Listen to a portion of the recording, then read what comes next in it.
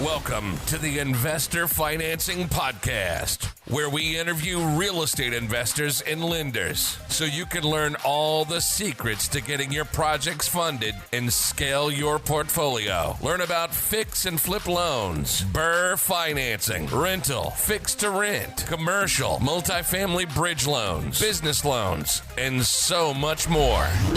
And now, your host, Beau.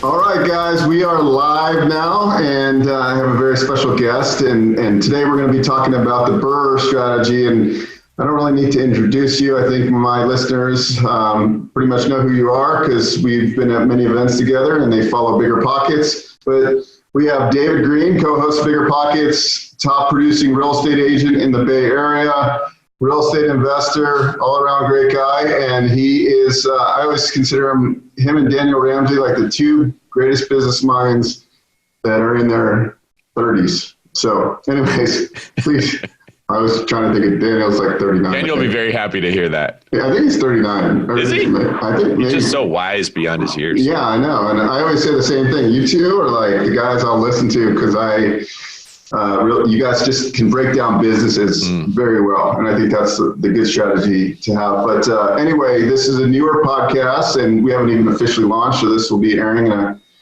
in a few weeks. And today we're going to dive into BRRRR, which is, you actually wrote a best-selling book on this. So I figured who else would be to interview on this subject. So why don't we kind of just dive in on what BRRRR is and kind of like the strategy behind it. All right, BRRRR is an acronym, and it stands for Buy, Rehab, Rent, Refinance, Repeat.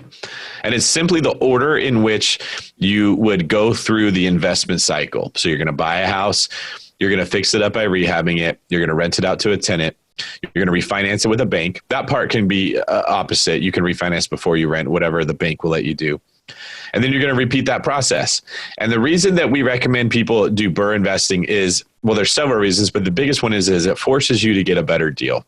If you do this right, you'll put money into the deal by buying it. And then it forces you to buy right. So buying under market value. Then you'll put money into the rehab and it forces you to focus on only doing things that will increase the value of the house when you're rehabbing it. And if you added equity through buying it right and you added equity through rehabbing it correctly, you should have enough equity that when the bank lets you borrow, say 70 or 75% of the value of the house, you get back all the initial capital you put in. That's when the repeat process comes in and you go buy the next property. And theoretically, you don't ever actually run out of capital so you can continue buying rentals with the same money. That's pretty sweet. And now with the availability of so much capital, I think it's even easier now than ever. But what are some red tags people are running into when they're trying the BRRRR strategy? What are some things that they're not seeing, that might be a hold up? Maybe it's seasoning of the deal if they're rehabbing it too quick and having lender issues. What do you see the biggest roadblocks in financing the property into a long-term rental? Yeah, that's a really good question. The two biggest hurdles that I found in my own portfolio, as well as other people I see, they're not actually related to financing. The two ways you can screw this up the most are really the same two ways you can screw up all of real estate investing. One is you pay too much for the property, which usually happens when you screw up your ARV. You think the property will be worth more than it really will when you buy it. This is because you often get deals from wholesalers or real estate agents that are really aggressive and they're telling you a best case scenario, painting a really pretty picture. And you're focusing on the comps that are really high and maybe there's 3 great comps and you're ignoring the 12 bad comps. The second thing that people do is they mess up on the rehab, which is just very common for real estate investing. It's a tricky skill to learn. You're dependent on somebody else. It's hard to learn how to manage contractors and really estimate what a rehab cost will be. So you mess up on either of those two things, it's going to throw your numbers off. It'll be hard to get all your capital out. The thing that a lot of people find out when it's too late is they're trying to get the very best loan, the primo Fannie Mae, Freddie Mac, 30-year fixed rate financing at a low interest rate. And they find that a lot of lenders want them to wait 6 months after buying the property before they let them get the best loan. So what I tell people to do in my book is to talk to your lender first before you buy the property and find out, what do I need? What's my debt to income ratio have to be? What interest rate would I be at? Actually get pre-approved for a loan before you even go buy a property. You kind of start with the end in mind. before you just jump in and buy something and then get to the end and try to finance it. And the lender says, well, actually, you don't have a job and you haven't worked for the last 6 years, or you didn't claim income at least. So I'm not going to let you get a loan. And then those people are upset because they claim that BRRRR doesn't work. That's pretty good. On our lending program, we have 90-day seasoning. So after 90 days, we'll use new appraised value. And then from months 4 to 6, we do have a 5% haircut. So like if we could do 75 on a cash out refinance, during that month 4 and 6, we can only go to 70% loan to value. So on a rate and term, we could do 80% refinance. So if it was a rate and term, we could hypothetically do 75%. So there's that out there. And I think in our financing space, what's good is that a lot of investors, they, once they own too many rentals, they don't debt ratio on, from a traditional bank, right? Because banks only use 75% of the gross rent. So we're able to, we don't ask for tax returns. We just need 2 months of bank statements showing 6 months of PITI reserves, right? So it's basically a no-doc loan. And then we want to make sure that the property debt service coverage ratio is 1.3 or higher, right? And you're not going to buy anything less than that because that wouldn't make any sense. Yeah, that's exactly right. So what I would recommend people do that are listening and they're like, oh, I've heard of BRRRR. I want to get into that, is talk to someone like Beau first. Find out this is what Beau's company can do for you. This is what Beau can do for you. And when you make your decisions on which house to buy, how to rehab it, whatever it is, use his metrics beforehand. So if you know that your debt service coverage ratio needs to be 1.3 or better, run the numbers on the anticipated rent and what you think your mortgage and your expenses are going to be, and don't buy it if it's not 1.3 or better. That's good advice. Now, kind of going back, your first book was Out-of-State Real Estate Investing, and then your second book was BRRRR. I know you wrote a real estate agent-related book too, but I'm just talking about the investing portion of it. So those books actually go together really well because a lot of the BRRRR strategies work best out of state, right? If you're a West Coast, if you live in California, it's a little bit more challenging to BRRRR, but people in Indiana and Florida are BRRRRing. It's a lot better business model. So those books really complement each other. So I'm wondering, what's the next book that's going to complement those two books? The next book that I'm getting under contract to write right now isn't for investing. It's actually how to be a top producing real estate agent. Like you mentioned before, I run a real estate team in the Bay Area and Sacramento areas where we take the strategies that I use to build my portfolio and we use it to help our clients buying and selling real estate. It's very rewarding. Unfortunately, there's hardly any good books written for real estate agents, and most real estate agents are terrible. I know you, Beau, you're a broker. You understand most people that we work with are just ridiculously bad. So there needs to be more training for realtors. The next book I write after that, I don't know. What I'd like to write a book on is real estate investing strategies that will work like in any market.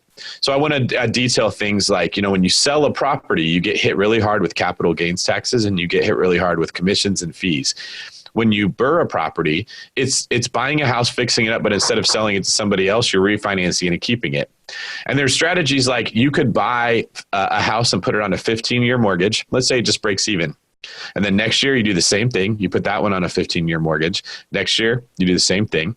And then 15 years later, you've got 15 homes, but that first one you bought is completely paid off. You could then refinance it into another 15-year mortgage, live for the rest of the year tax-free on the money that you pulled out of it.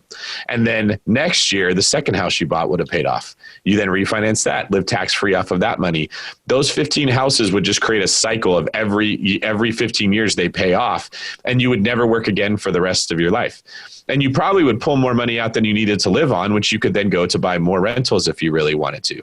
And I want to create like kind of a book that talks about different ways that you can piece together the principles of flipping and investing and multifamily and single family to put a strategy together that will create massive wealth for people without having to work super hard. I love it. Because I think we're all in information overload right now, but we actually need like case studies and like here's not just one piece. We need like the roadmap, right? And that's kind of what it is. It's roadmap with actual like kind of case studies built in, because that's what I think people want, right? They're like, okay, I get the BRRRR strategy, but okay, what do I do? What do I do next? But I do see a lot of people that are like listening to Bigger Pockets and people that come to your investment groups, and there are those 20% of people that are actually taking action. I see them, they're BRRRRing and it's working out great. They're following these principles because it's like most people getting started don't have a lot of capital unless they're a high paid W-2, right? But most of them getting started have limited money. Maybe they have 50 to 100 grand that they're able to invest. So the only really viable strategy is either wholesaling or BRRRRing, right? Really, flipping and finding partners. So I think for me, like as I've done a little bit of everything in real estate investing, the BRRRR model is like, it feels just natural, right? It feels like, it's not like I'm dumping all this money into a flip and I'm hoping it sells for the number I'm expecting it to. And right, I have all this cash.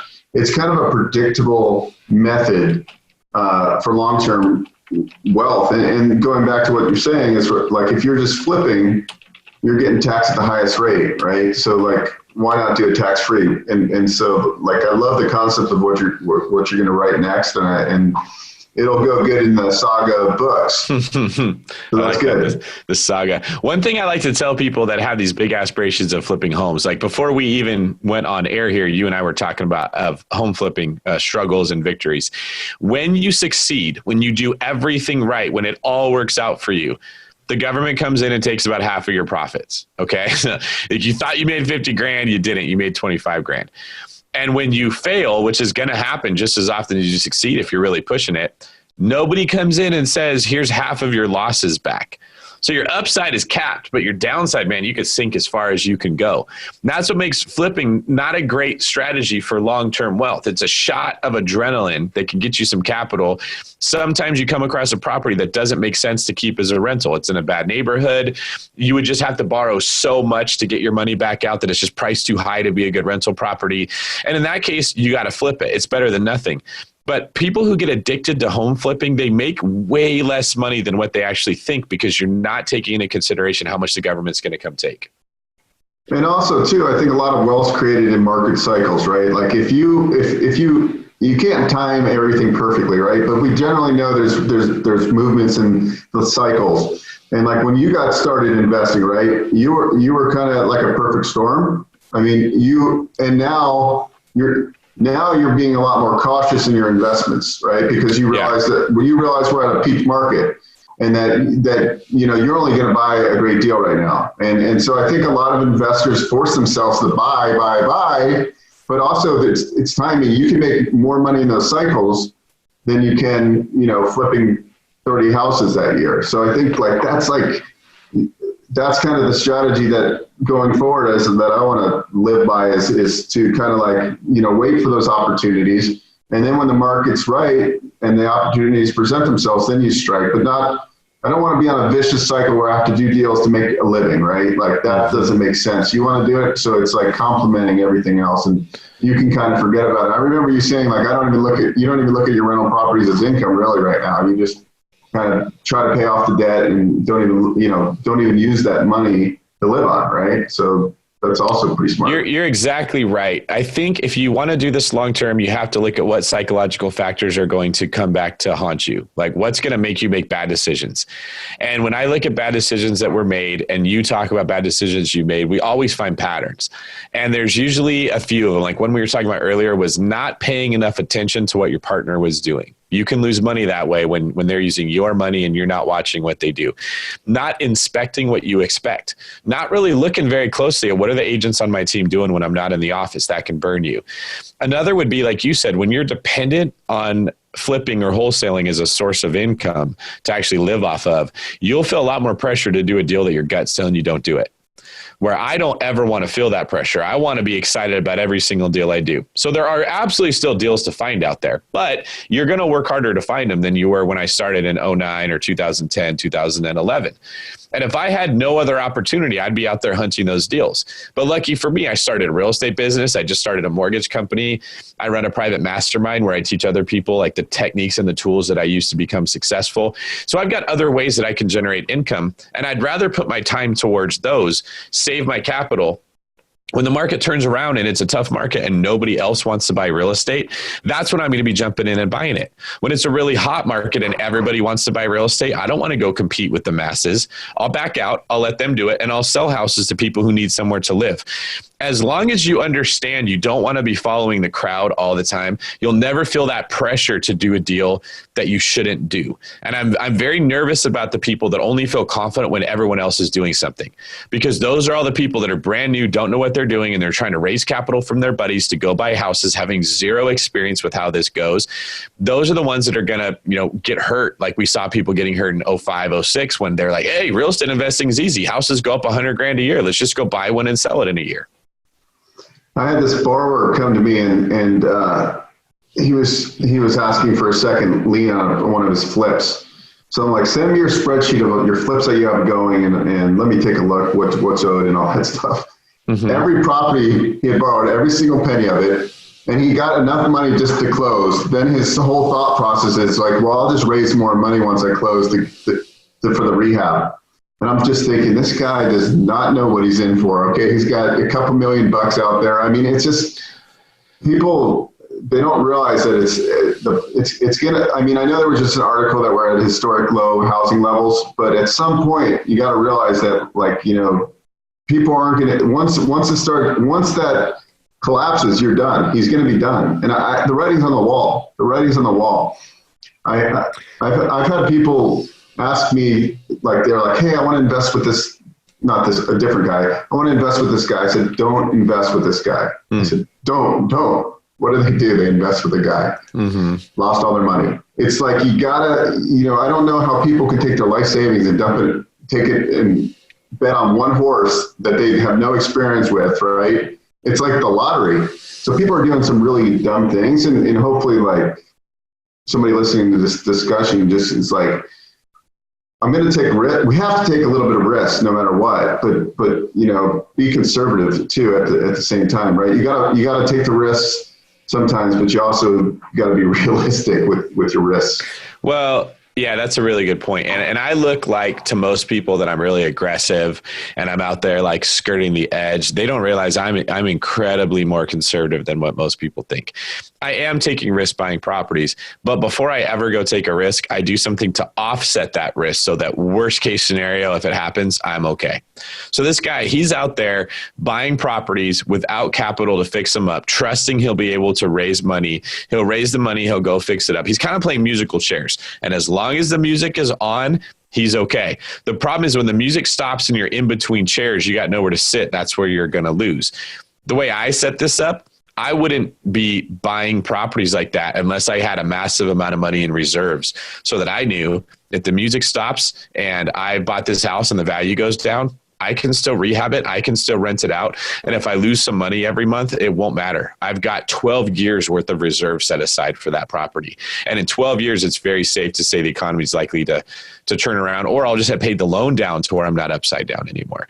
So taking risks is a part of succeeding in business. It's a part of succeeding in anything. You really want to go talk to that pretty girl at the bar, you're taking a risk that she's going to reject you. She's going to tell you no. You really want that guy, you want to fall in love with that guy, there's a chance he could hurt you. And you can't get away from risk. So instead of just avoiding all kinds of risk, what you want to do instead is put a plan in place. So best case scenario, this is where I am. Worst case scenario, I'm covered too. And then you have the confidence to take moves and gain experience and, start to get better at your craft, which is where the wealth will come from. And also too, what I learned about myself, which I think is a valuable tip, is really you got to track stuff. How many times have we talked about being 100%er and different things like that? Being 100%er, can you kind of just give that philosophy? I think this is a great starting point for people that need to go, if they have a goal to shoot for, this is a great goal. Can you kind of explain the 100%er rule and how that works? Yeah, that's a phrase we use in GoBundance, which is a group Beau and I belong to, that states that I make 100% of the money that I need to live on every month comes from my passive income. So investments I've already made, properties that I've already bought, I collect the rent from that, and it covers 100% of the money that I need to live. What that does is it frees me up to take really big risks that can give me really big rewards, because if worst case scenario happens, I've got money coming in from passive income. And then when those really big risks turn into really big rewards and I have more capital, well, now I can go invest that capital, earn more passive income, then I can raise my standard of living. but I don't ever raise my standard of living until I've raised my passive income. So if I want to buy a Lamborghini someday, I will never let myself buy it until I'm making enough passive income to cover the payment on it. I will buy houses that will buy me cars, houses that will buy me trips, houses that will buy me everything I want.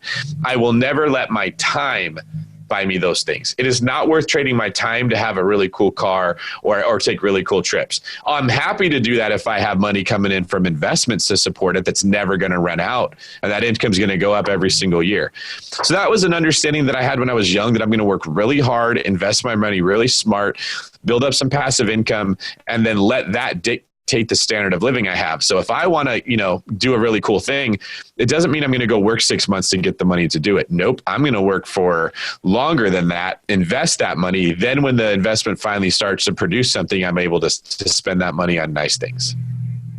So like in this day and age right now, I mean, if you're looking, right, what markets do you like right now? Are you still just looking at Florida deals or Arkansas? I mean, are you still kind of open to the idea that if it fits your model, you're still buying? Yeah, my model, like what's screwing me up right now is getting financing. Once you get so many houses, it gets really hard to get more loans. That's what Beau and I were talking about before we started here. If he can help refinance some of the properties I've already bought that I need to pull the money out of. I'm in general really bullish on the Southeast. That's where a lot of people are moving to. Property values are still relatively low. There's a lot of demand. Companies are moving there. If you look at real estate investing, there is one Achilles heel. There is one thing that will make the whole process fall apart. And that's if there's nobody to rent your house. When you're buying an income property, it has one source of income. Somebody has to rent it out. It's not like owning a shoe store where if people stop coming in to buy shoes, they can still buy t-shirts or sweatshirts or some other form, socks. That's it.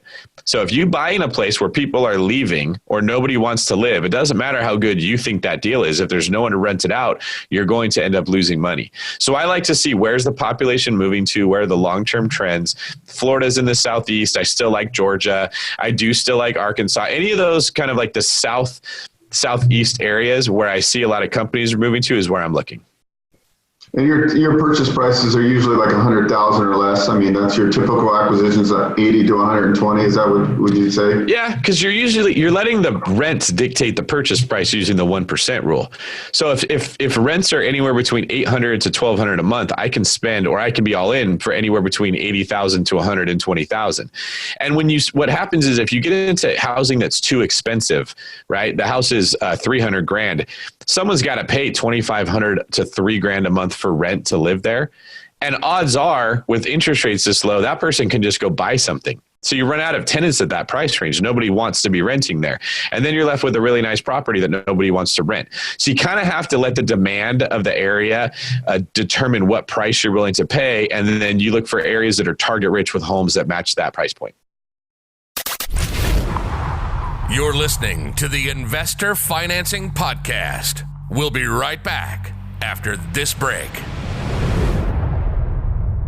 Are you looking for funding? Are you getting frustrated trying to find a lender? Visit investorfinancingpodcast.com and click the Get Funding button. Complete the simple form and schedule a free phone consultation with one of our placement specialists. We have a proprietary directory of funding partners that can help you get the funding you need. It's fast and easy to explore the options available for your specific needs. Don't wait. Visit investorfinancingpodcast.com and get connected.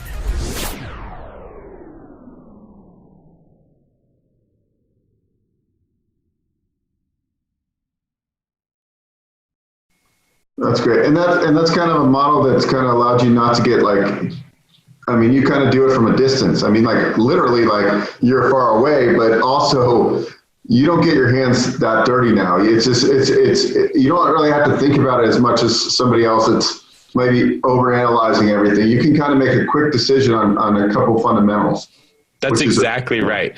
Yeah. And that just comes from experience. So I have this formula that I used to tell people, experience will build wealth. When you know what to look for in a property, when you know how to make a good decision, let's say you're a real estate agent. I know what houses will sell and what won't. I know what we can sell it for. I can quickly look at your house if you want to sell it and give you an honest assessment of what you can get and then advise you on if you should do it.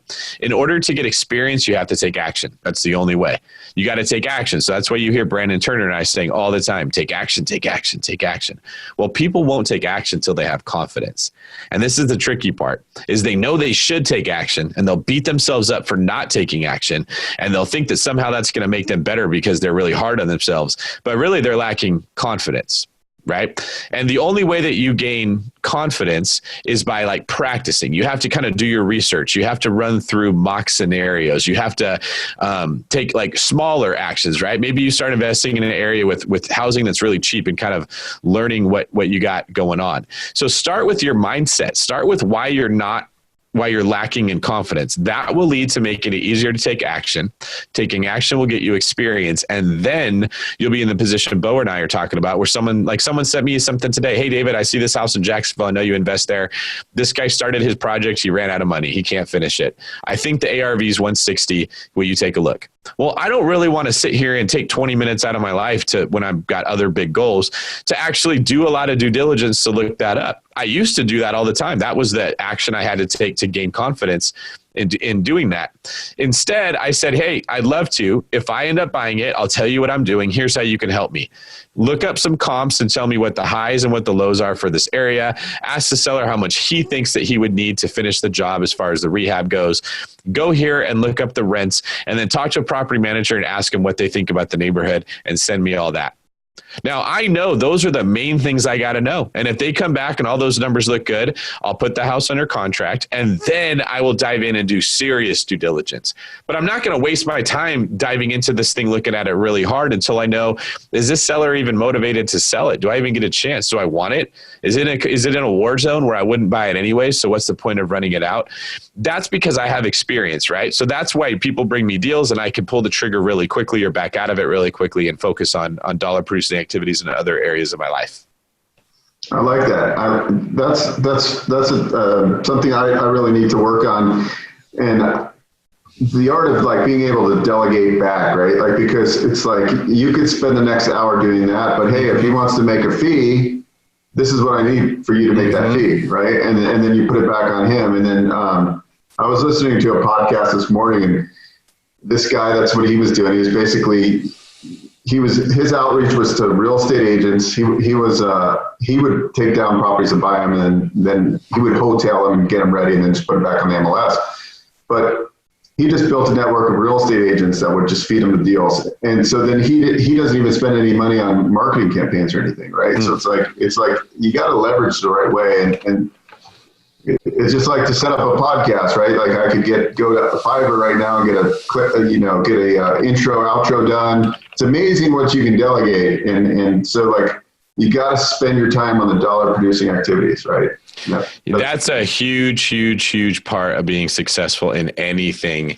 And very few people really, that's why they're not successful, is they don't understand it. I've just found that a lot of us beat ourselves up for, I should be able to do this. I should be able to do that. And that's nothing but arrogance and pride. Pride says David should be able to do everything there is and do it perfectly. Reality is most things I won't be very good at. Some things I will be good at. And if I want to be successful, I'll focus on what I am good at. If Stephen Curry beat himself up and said, I should be able to block more shots, he would not be a very good basketball player. He's good because he focuses on what he is good at, and he put himself on a team that makes up for the areas he's not good at. Other people are making up for the fact he's not a great defensive player because he's small. Klay Thompson and Draymond Green are amazing defensive players. They kind of limit his deficiencies. And you want to do that same thing in business. If you know you're not good at analyzing deals, you don't love numbers, and you make yourself be the number guy, you're just stupid. That's no sense to put that pressure on yourself to be good at things that you don't enjoy doing and you're not going to do. The more humble you are, the more successful you'll be when you find somebody else to do those things in business that you don't want to do, so that you can focus on the dollar productive activities.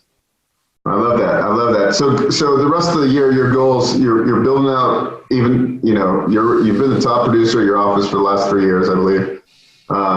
So this year you're growing your real estate, your Bay Area real estate team still, right? Are you hiring agents? as well? You have buyer's agents and things working for you? Yeah, I'm actually looking right now for a new admin. Basically, I need a transaction coordinator that will also be my personal assistant.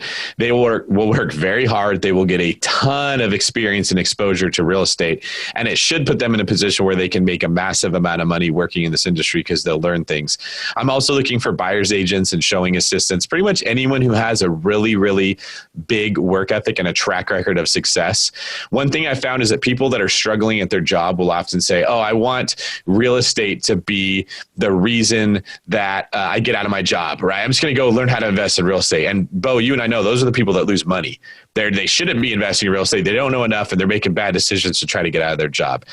I've become a firm believer that if you're not crushing it at what you're doing, you're not going to go crush it at something else. You're going to take the same work ethic and the same excuses and the same mindset from where you are into the new environment, and you're going to get the same result. So I've done enough times where I've hired people that weren't really crushing it, but they thought they just needed to change the scenery, and they just came to me and did the same thing they did in other places. So if you know you're not successful, you want to be 100%er, you want to be more successful, I swear you should look at your own life with where you are now and say, what can I do to change in my current situation rather than find a new one?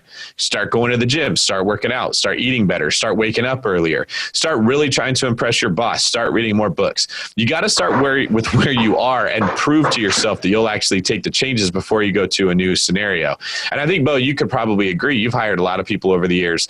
The ones who worked out are usually the ones who were already working out with what they were doing. Exactly. You just nailed it. And the reason I'm looking down is because I was grabbing something on my phone, because it's just amazing what you just said, because I was just listening to an Audible book, and it's called How to Make Shit Happen by, I think his name's Sean Whalen. And he talks about, and when I was listening to it, it's only an hour and 20 minutes, and I don't know how I stumbled onto it. I just bought it. And it's an hour and 20-minute Audible, but he talks about the core four. And then I'm thinking, that sounds like David's book, but it goes back. It was pretty much the same principles, just in more of a personal development way. But then when you were just talking about, the lifestyle changes we need to make, right? Like that's really like the thing that we need to do is get up, go to the gym, or figure it out in your day when have your set schedules. Right now, I just get up, stick to the keto diet, get up, go to the gym. Then I'm like, by 7:30 in the morning, I'm ready to work, right? I'm ready to by 11 o'clock in the morning, I've already worked a full day. And so people are just like drinking the average real estate person is probably just getting into work and drinking their coffee then, right? Yep. We're ready to prospect and stuff. So those rituals we do are so critical, especially in going back to real estate investing, right? Like the only way I'm going to become a successful real estate investor is to really kind of create a system and then live by that system, right? And then do the money making activities. Like I look at Vinny Chopra, right? Like he's got really good at bringing private money investors in, right? Now he can buy a deal for $50 million and raise $16 million because he just got focused on it, right? And so many of us can't focus on shit. So. Well, and you're thinking, I need to change the scenery, then I can focus, right? If I move to a new area, I'll meet new people, I'll be different. And that's always tempting, but it never happens. If you're a loser where you're at, you're just going to go be a loser where you go to. And I know that sounds harsh, right? But that is human nature. The problem is everywhere you go, you're always bringing yourself. And yourself is the way you think, the habits that you've formed, the mindset that you have, the way your emotions fire off. If you're the kind of person that the minute someone tells you that you're not doing something perfectly, you get defensive and snap at them and want to point out how they're not perfect, you're never going to get better at anything. You literally cannot get better at anything because nobody can help you. And if you think that you're going to move to a new industry or get a new boss or do a new thing, you're not going to do better when you get there. So if you're hearing it'd be amazing to go work for Beau or David or Brandon Turner, I hear people say, I want to go work for Gary Vaynerchuk. I'm always thinking you would hate working for Gary Vaynerchuk. Gary wouldn't ever even talk to you because you don't get in the office till 11 o'clock and you don't have any skills in what you're already doing and you think you're going to go operate at his level. You should want to work for a Gary Vaynerchuk, but you got to start with where you're at. If you're not excelling and you're not giving your very best in the situation you are now, you're not going to magically get motivated when you go somewhere else.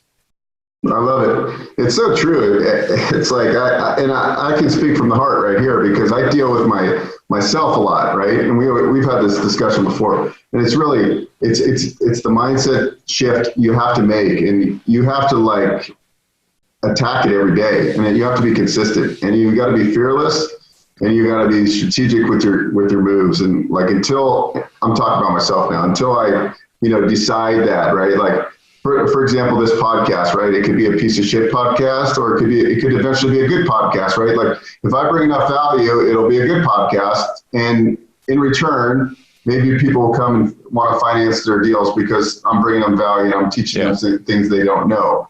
So, but the thing is I could do 10 or 15 episodes and get tired of it and not do it again, right? Like, I have to see this thing through. If I don't, it's never going to be successful.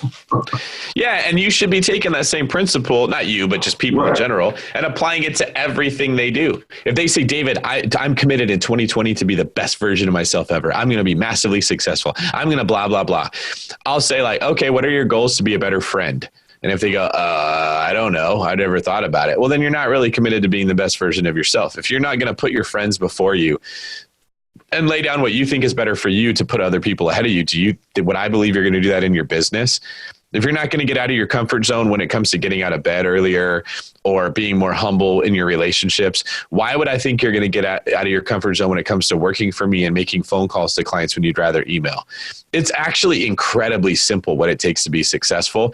I heard a really good quote from my buddy Ben Kinney. He said that people will take the simple and make it complicated to justify their inaction. And I loved it, right? Like, if someone said, okay, you want to be a successful realtor, go to the office, call 20 people every day and ask them, can you tell me when someone wants to buy or sell a house? And if you feel awkward about that, it means you're not adding enough value to that relationship. So be a better person, and then they won't mind. And if you just do that, you will be successful. It's incredibly simple. That's all you got to do. But what everyone will say is, well, but you don't understand. I got this thing going on. It's more complicated than that. I'm a different person. They'll give you all these reasons. They'll complicate it as much as you can. And Beau, like, you ever seen someone on their Facebook that they always put for their relationship status, it's complicated? Like, when is it ever really complicated, right? What's complicated is that you want this person to do what you want them to do without having to do it back for them. It's usually just someone has a double standard, right? I want them to want me, but I want to be able to see other people. Or I'll be good to them only if they're good to me, and they're not good to me yet, so I'm going to say it's complicated. It's simple. You stay with them or you break up with them, and then you make up your mind. And we make things complicated to justify not taking action. So I guess if I'm hearing you correctly, if we look at this from a real estate investing perspective, it's really like a mindset thing. It's not really about learning these techniques. It's really the mindset, right? I mean, of course, you got to know these basic techniques, but you have to have the right mindset and the right work ethic, and then you can potentially become successful, right? But you have to be consistent. You got to take action. It doesn't matter. How many people do you know that are in terrible shape, and it's obvious when you meet them, but you start talking about working out and they want to tell you the right way to work out. And they want to try to tell you, no, though. You got to do it this way. This is way better. This study says that.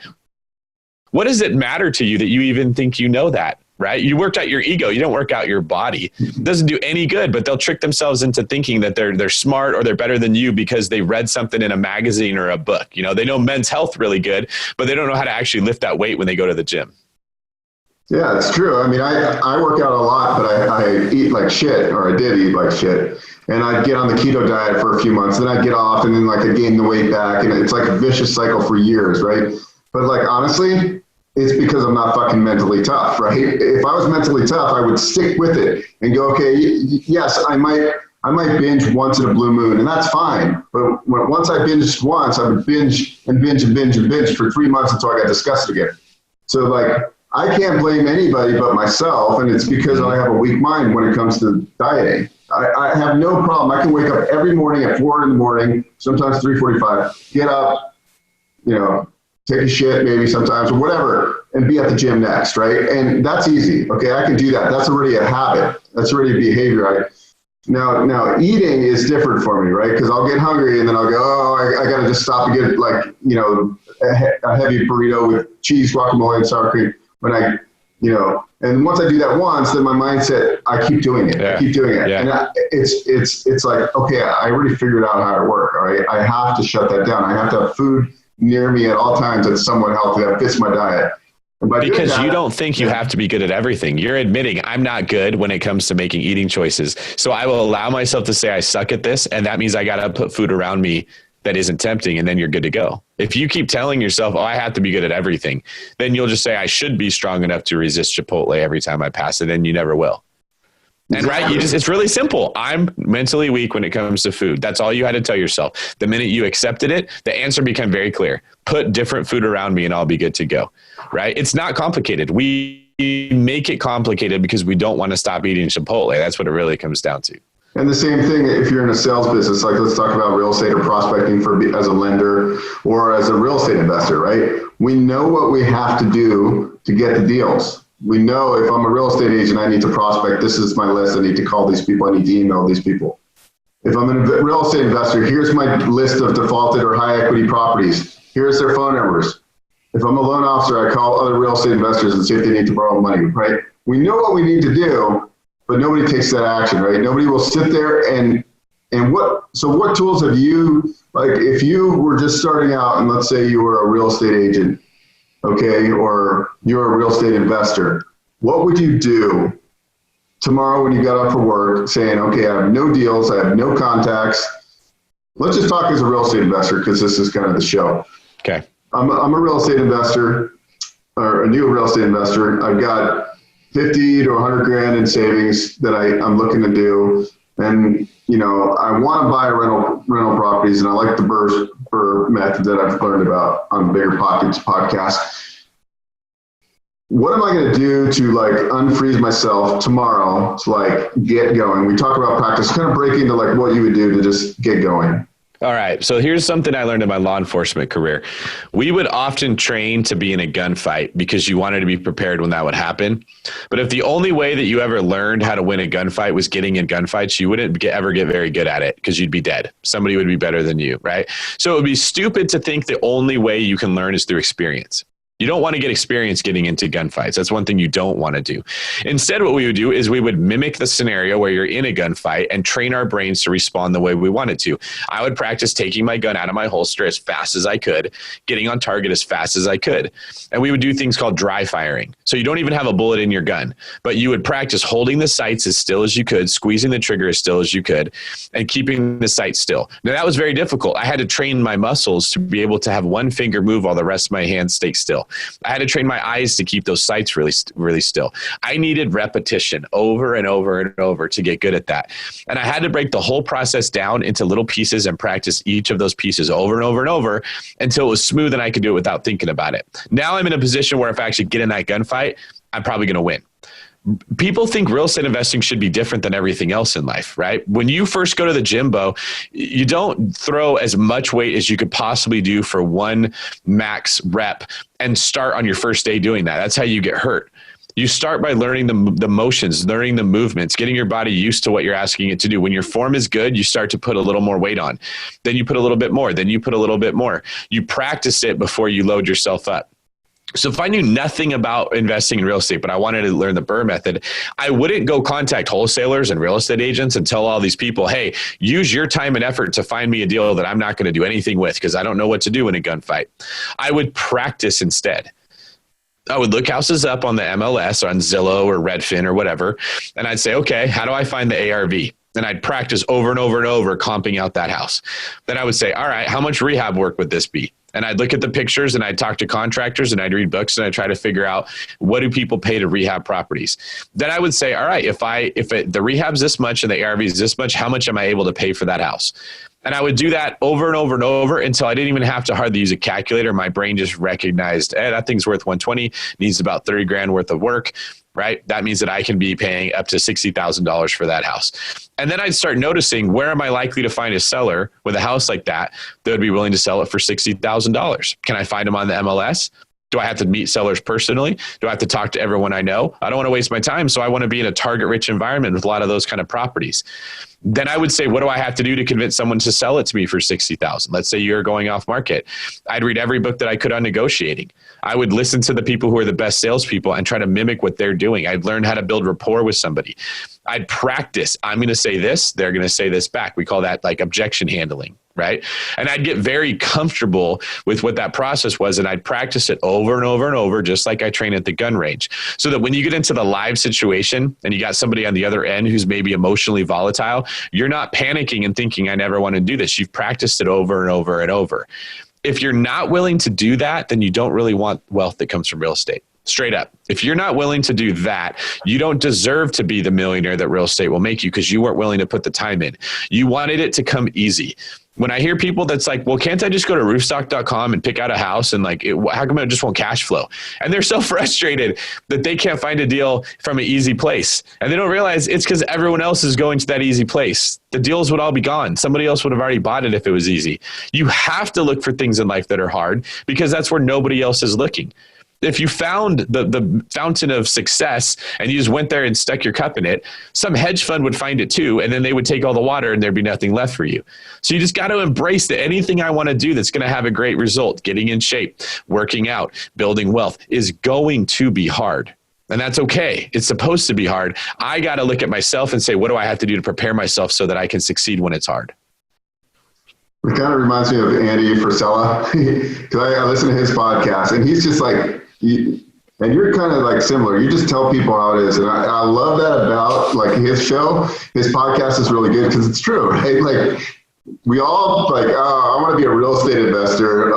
Like my mom always goes, I want to flip homes with you or whatever, right? I'm like, Mom, you don't understand. It's stressful. There's a lot of pressure, and sometimes like shit goes wrong, and you know, and like in people's minds, it's this whole glamorous thing, but it's like, it's a lot of work. And if you don't have good systems, you're going to get your ass handed to you.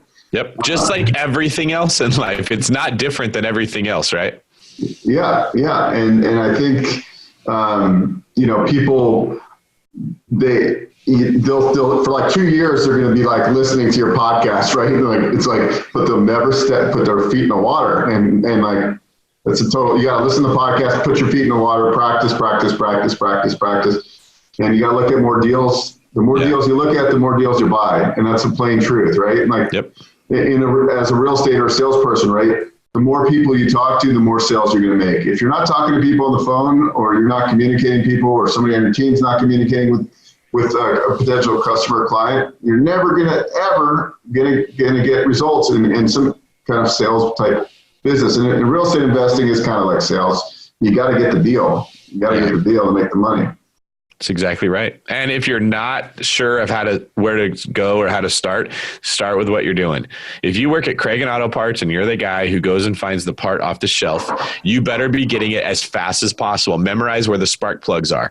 You should be able to do it with your eyes closed. And if you're not committed to mastery at that level, don't think you're going to step into real estate and compete with the people like me that are that committed. And it's okay to struggle. It's okay to fail. Like if you think about the perfect workout, Beau, you didn't get a good workout in until you failed.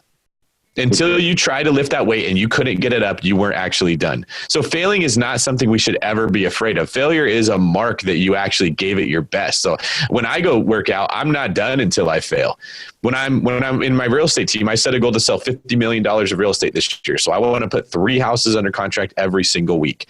If I can actually do that, I need to bump it up to 5. And I'm not done until it's more than what I could possibly do. Like failing is like a freaking foundational part of growing and being successful. And you got to get over that if you're going to be good at anything, really. That's so true. Like on my investment properties in Indiana, I struggled with a couple just trying to get these big rehabs done from here and just like contractors stealing. And it's like, you know, the option could have been like, okay, I'm done. I'm just going to sell these properties and I don't want to invest out of state. No, it's what can I do differently and what can I do better? And that's the attitude I need for everything, and everybody needs, right? We got to have that attitude. You gotta be hard, right? Like, Can't Hurt Me book. Yeah. David Goggins. David Goggins. Freaking love that book too. It's true. But anyways, it's kind of interesting that we took this direction on this show. I think we're a bit harsh in a good way though. The reality of it is, and I hope this podcast motivates you to get off your couch and like take action in whatever way you're going to go, whether you're buying manufactured parts or flipping houses or burning properties. Like there's money to be made, and you can either be a doer or a sitter and not do shit. And so, I mean, I'm kind of motivated more now than I was this morning, because I'm like, okay, I've really kind of screwed up today because I didn't attack it like I should have. I had the 30 people I should have called. I didn't call the 30 people, but it's only 4:41. There you go. That means I can do it, right? So I really appreciate you taking the time. I wish we would have dove in a little bit more on the financing, but that's okay. I think we kind of took a direction where the universe wanted us to go. And I'll put your contact information in the show notes on this. And any departing words for the audience? Yeah, man, there's so many things that I could say. I'm a big proponent that, like what you said, Beau, was really good, that you have the body that you want. If you ever say things like, I wish I didn't look like this, that's actually not true. What that means is I wish somebody else would come do the work so I could have a different body. But David Greene, though I'm not content with how I look, I chose to look this way. I chose what I ate. I chose when I worked out. I chose when I got out of bed. I can't blame anyone else for why I have this. And it's the same with your wealth. You have the money that you chose to have.